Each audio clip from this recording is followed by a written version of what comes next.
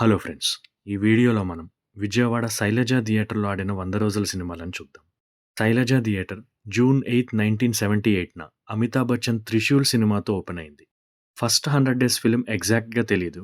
నాకు తెలిసిన 100 days films 1980లో release అయిన 'సుజాత' 105 డేస్, 'సీతాకోకచిలుక', 'ఖైదీ' 112 డేస్, 'ఆనంద భైరవి' 112 డేస్, 'విజేత' 114 days, Nagarjuna first film 'Vikram' 100 days, 'అల్లుడు గారు', 'అల్లరి మొగుడు', 'తొలి ప్రేమ' 147 డేస్, 'ప్రేమకు వేళాయరా' 105 డేస్, 'ఇడియట్' 113 డేస్, 'వర్షం' 177 డేస్, 'మాస్' 104 డేస్, 'విక్రమార్కుడు', 'చందమామ' 100 డేస్, 'జల్సా', 'హరే రామ్'.